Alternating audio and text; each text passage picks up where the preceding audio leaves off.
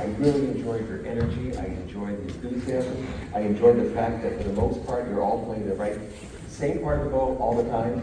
I'm a cellist, someone doing a cellist, so I love the fact that I'm able to see that level of technique and level of maturity.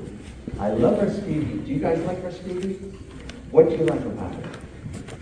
About his composition? What's that? Definitely a lot of emotion, right? And a wide range of emotion, right? Not just one. You've got the soft and tender, you've got the loud and aggressive, you've got everything within there, right? How would you prefer to play something that's loud? Or would you prefer to play something that's soft?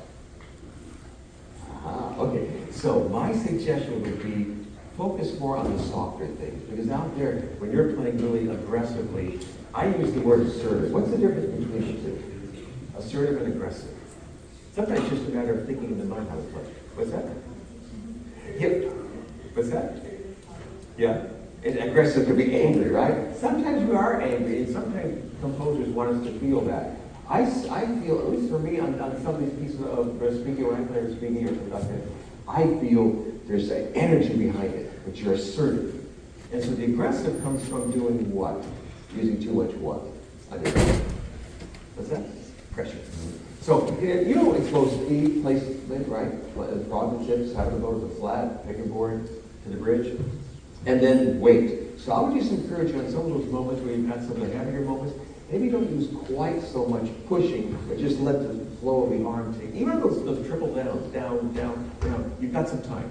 You've got time. So maybe consider how you finish the note rather than how you start the note. Right? Because finishing the note is, to me, is almost more important than how you start it. By the way, bravo, you're the only one back there.